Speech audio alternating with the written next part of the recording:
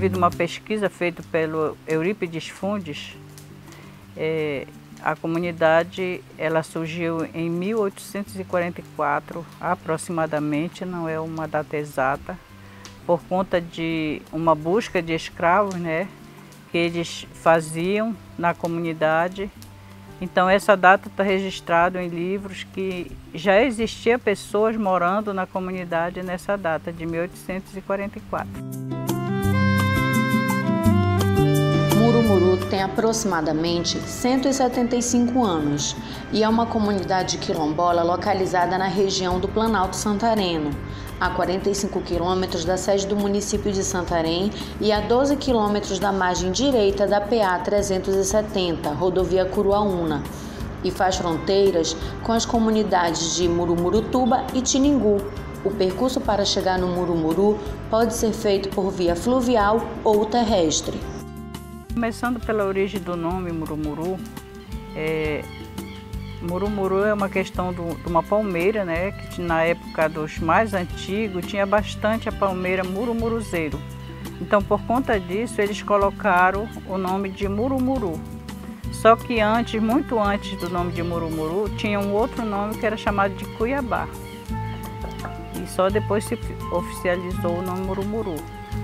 Então, até hoje a gente mantém esse nome de Murumuru, que é a comunidade. Nasci nessa comunidade e me casei, sou pai de 7 filhos, quer dizer, aliás, 10 filhos, 7 vivos e 3 mortos. E estamos na luta, né, até hoje. Estou com 71 anos residindo nessa comunidade. Nasci, me criei, tenho 73 anos de morada aqui na comunidade. Eu nasci no Rio Tuqui, vim com 9 anos de idade. Desde aí não saí mais daqui. Sou daqui mesmo. Nasci aqui e me criei aqui. Eu nasci aqui, fiquei aqui até com idade de 15 anos. Aí fui para Santarém, questão de estudo, né? Estudei, voltei para cá, casei com filho daqui, tive que voltar para cá. Aí comecei a trabalhar, mas eu não tinha estudo completo, né? Tinha faculdade, aí eu tive que estudar. Durante 15 anos eu estudei para poder manter-se no trabalho, né? E me aposentei. Hoje estou aqui ajudando a comunidade aos poucos, né? A minha mãe morava aí para a banda de uma comunidade que era São João, para a banda daí do Calcal Grande, essas. E meu pai era daqui mesmo, do Murumuru. Meus pais moraram aqui, só que eles não eram filhos daqui, né? A minha mãe era filha da comunidade, mas meu pai era cearense. Mas nenhum se encontra mais vivo. Aqui era muito farto das coisas, tinha muito peixe, muita caça. Aqui não tinha estrada, tinha só uma vareda, né? Primeiro, quando eu me entendi. Agora está melhorando muito, está evoluindo muito a comunidade, né? Primeiro era pouca casa que tinha, agora não, está evoluindo muito a comunidade, né? E até aqui a gente está, eu estou bem, graças a Deus, né? Que gosta da minha saúde, né? Naquela época era mais farto, comedoria para a gente achar peixe, era fácil. Hoje é difícil, né? A gente comia tudo natural, hoje já é tudo envenenado. Isso vai dificultando um pouco a saúde da gente. E meu pai lutou muito para até o momento dele viver perto de mim, né? Eu apanhava sair, ele ia por aqui, por canoa para vender. Saía daqui 7 horas da manhã, chegava em Santarém, no Porto de Santarém, 4 horas, 5 horas da tarde. Só o que ele levava para vender já estava mais que contratado, né? Era só do chega, o pessoal já ia comprar e graças a Deus que nunca ele ficou sem empancada de vender as coisas dele. Farinha, tudo a gente fazia aqui, mas ia tudo por canoa para lá. Pegava esse riozão aí do Maicá e ia embora para lá. Naquela época eu acho que a educação ela era mais atrasada no modo de escola, né? Mas a educação caseira ela era uma educação de qualidade, porque A juventude, a adolescência, as crianças tinham mais respeito, eu acho, pelas pessoas mais velhas, pelos pais mesmo, pelos próprios pais mesmo. E hoje a gente vê que essa cultura acabou. Hoje nós estamos vivendo num mundo que às vezes ninguém sabe quem é pai, quem é filho, quem é tio, quem é sobrinho. É uma coisa muito absurda. Brincadeiras que até hoje a gente às vezes até comenta, né, que a gente já não vê mais a questão da brincadeira de roda, né? Existia muito na época da minha infância. A gente brincava com aqueles caroços de mucajá, né, que chamavam bole-bole. Então são brincadeiras da pira, né, que esconde-esconde. Eram brincadeiras da época. E hoje a gente já não vê isso acontecer. E a nossa brincadeira era brincadeira de criança mesmo, né? Brincar de roda, e pular corda, brincar do se esconde. E era isso, a gente brincava. Eu brincava só não de boi, mas o resto tudo eu brincava. Era peão, era papagaio. Minha brincadeira mesmo que eu gostava era bola. A bola eu gostava demais. Eu não tinha tempo de estar brincando na rua. Eu não tinha tempo para estar empinando papagaio, eu não tinha tempo para fazer esse tipo de brincadeira. A minha infância, a minha adolescência foi trabalhando. E eu me sinto feliz porque para escritório eu não aprendi nada, mas para a minha profissão eu aprendi muita coisa, né, que é agricultura. Era um pouco difícil, né? Praticamente a gente não teve adolescência. A minha adolescência foi trabalhando, né? Agora, né, que o pessoal já é mais bem de vida, já fica tirando lazer, essas coisas, nós não tivemos que era isso não. Trabalhando e tinha muitas coisas boas antes, mas tinha outras que eram ruins.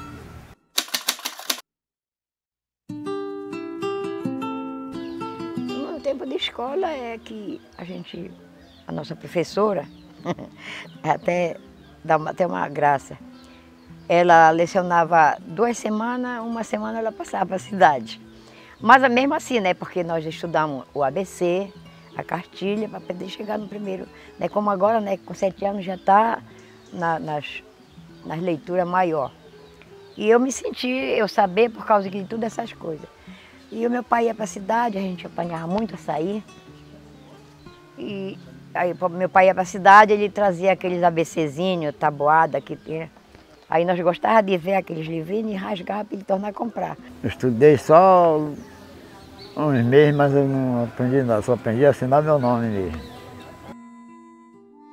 Eu estudei com 3 professores, Luziano, Francisco, já morreu, aquele João Garanhão também, que é marido da Virgínia, e também a Raimunda Pereira, 4. Até o 9º fascículo, uma aula que era dada pelo rádio, e diz 4ª série. Porque na minha época eu estudei um pouquinho, mas eu não estudava o dia todo. Eu estudava pela parte da manhã e pela parte da tarde eu acompanhava a minha mãe para a roça, né? Eu estudei aqui até até o 2º ano. Aí eu tive que ir para a casa dos meus padrinhos que moravam na região de Várzea. Estudei 3ª e 4ª série. Aí vim para cá, não tinha mais estudo para mim aqui. Nós fomos para Santarém, meus pais tiveram que ir para Santarém. Lá eu estudei até a 7ª série. Aí eu casei, voltei para cá. Como havia necessidade de uma pessoa para trabalhar na escola, eu entrei para trabalhar, só com o estudo que eu tinha, né? Na época que não era fundamental, era ginásio, que eu fiz no Rodrigues. E aí eu tive que estudar. Eu estudei, completei o fundamental, fiz o ensino médio, nível de magistério. Aí eu fiz um curso do Cefet, que era a pedagogia. Aí fiz uma pós também pela UFPA, História e Geografia, Informática na Educação. E a minha última graduação foi História e Geografia pelo PAFO. A nossa primeira aula era, nós fizemos o barracão para nós estudar, né? Era ali para cá onde o Ciro mora, para cá do Garapé. Nós fizemos barracão. A nossa professora, o nome dela era Rosa Campé. Mas só que quando ela lecionava um mês, ela passava 2, 3 para a cidade. Quando ela chegava de lá, nós já tínhamos esquecido. Sai daí! Já tínhamos esquecido a lição que ele tinha passado para a gente. E por isso que eu não aprendi nada. Não peguei um puxão de orelha que fosse. Quando eu comecei a estudar, o nosso barracão era lá perto da Igreja Católica hoje. Era um barracão coberto de palha. Era assim um parapeitozinho feito de barro, parede de barro. E tinha uma puxadinha que a professora morava. E lá a gente estudava.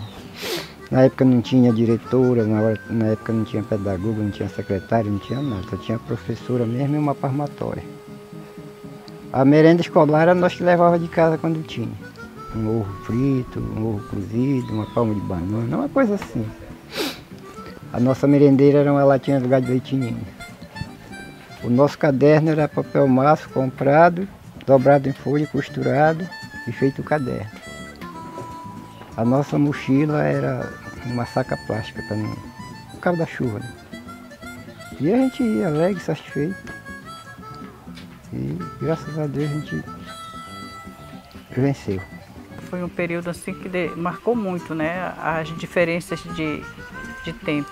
Na época a gente tinha um propósito de trabalhar com os alunos, então marcou muito a vida da gente, assim, porque o sistema ele adotava um propósito, né, que era na época da régua, da palmatória, os castigos. E com o tempo eu ainda entrei no novo sistema que já não podia mais fazer isso, né? Ultimamente tinha uma diferença assim, muito grande. Então isso marcou o meu trabalho, né?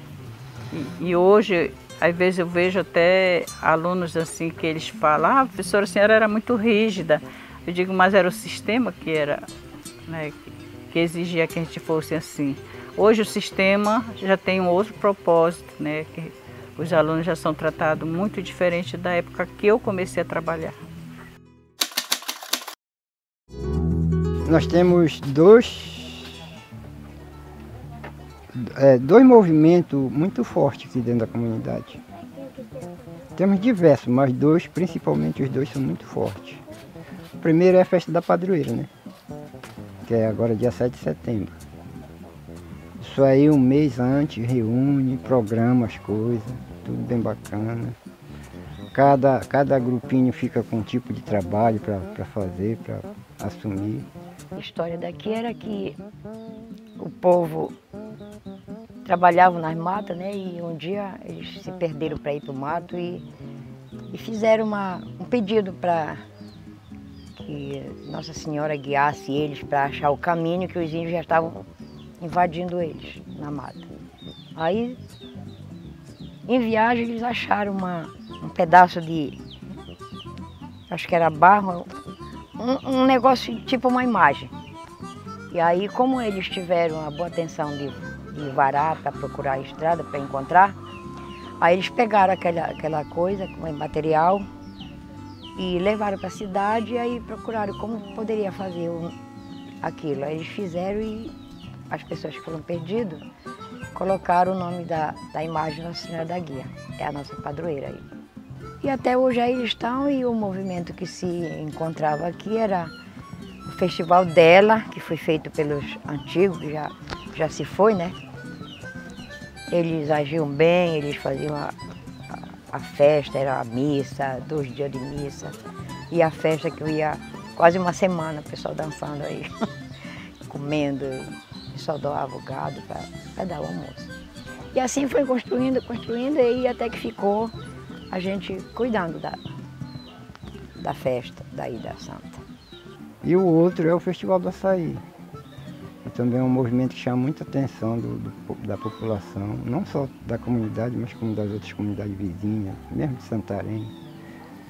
E são esses dois movimentos. Mas assim, tem a reunião para planejamento e dar a função para cada um. Olha, hoje nós temos o Festival do Açaí, né? Na comunidade, temos as festividades religiosas. São os dois eventos mais, assim, que chamam mais a atenção do povo para a comunidade.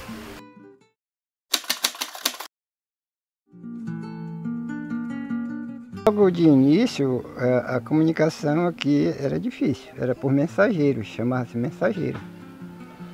Se tinha qualquer coisa na comunidade para levar para Santarém, tinha que ser escrito num papel enviado por uma pessoa. E logo após surgiu o rádio, né? Aí foi chamado de mensagem, né? Passava mensagem e aí foi. Mas não era muito fácil a comunicação antigamente, não. A pessoa sofria muito. A gente cansou de adoecer aqui e amarrava a rede num pau. 2 pessoas levavam até onde tinha transporte, essas coisas, para poder ir procurar recursos. Era muito difícil. A comunicação era feita através de cartas antigamente, né? Na medida que eu já me entendi. Era feita através de cartas, depois já surgiu a rádio, né? Aí já tinha as mensagens, que era passada através da rádio. Então a comunicação começou assim. Mas antes tinha um outro tipo de comunicação, né?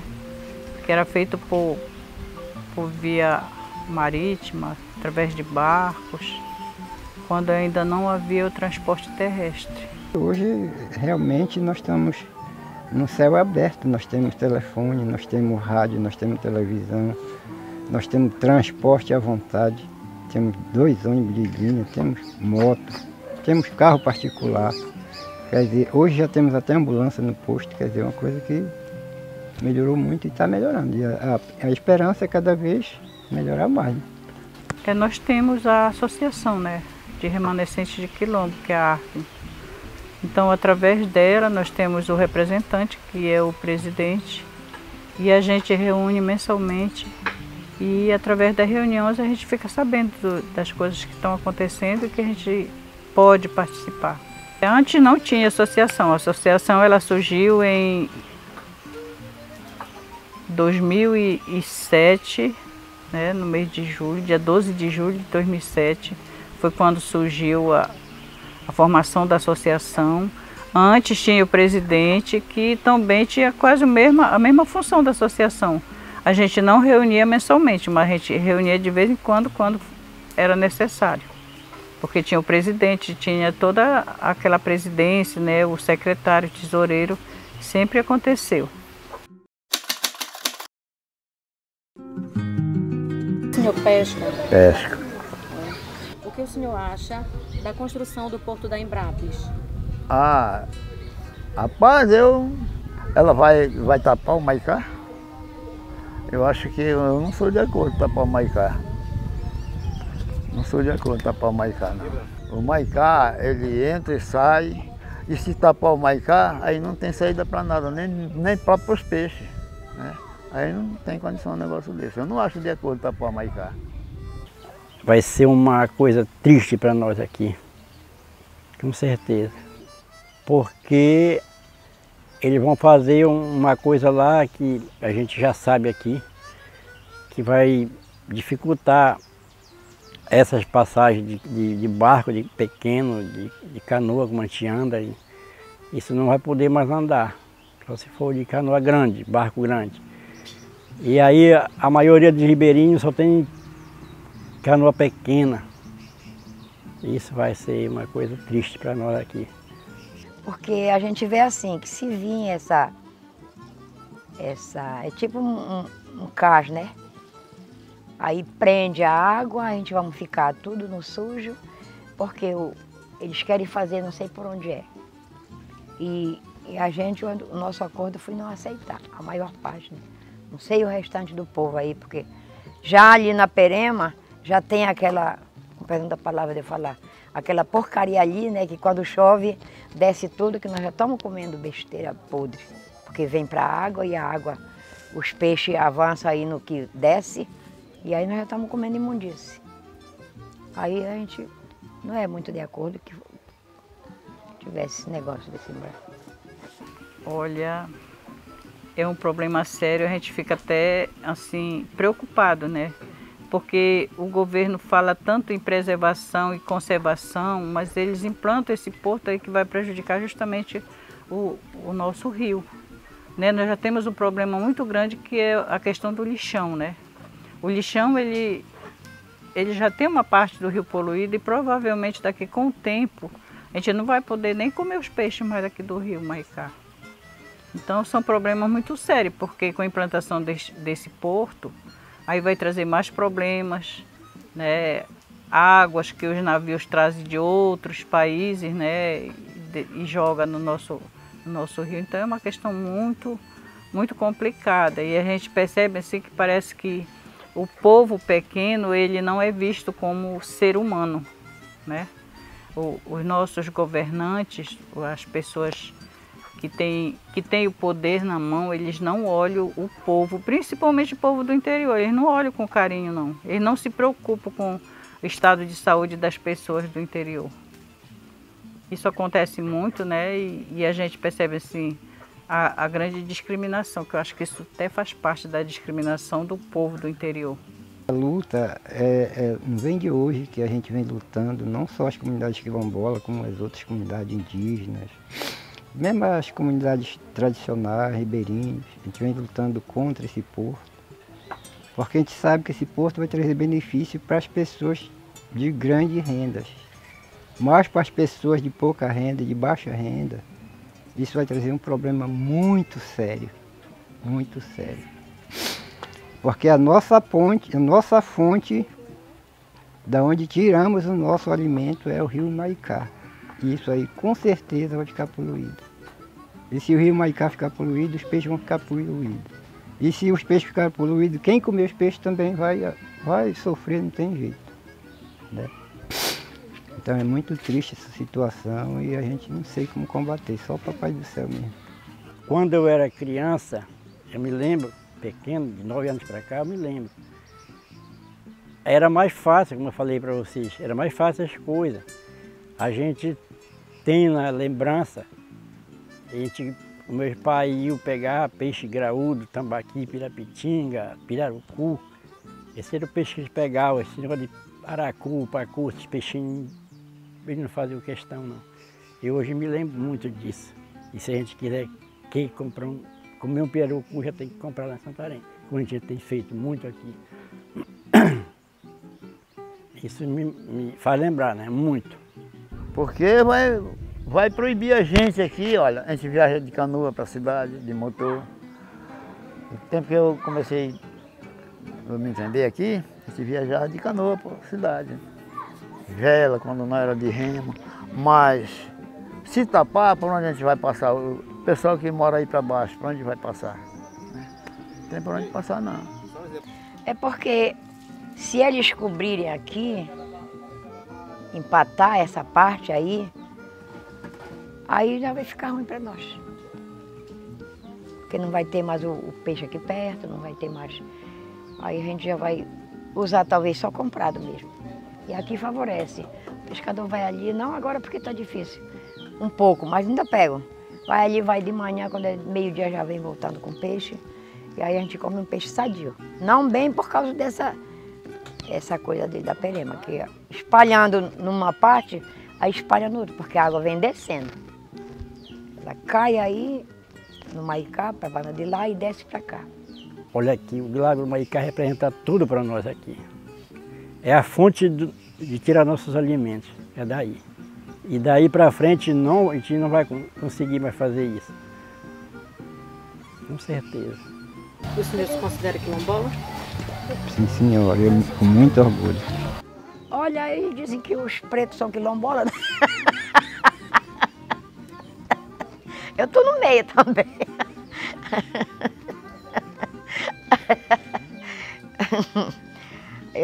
Se é que é dos quilombolas, eu me considero, né? Estou até no caderno, no papel, meu nome, como quilombola, a comunidade também, né?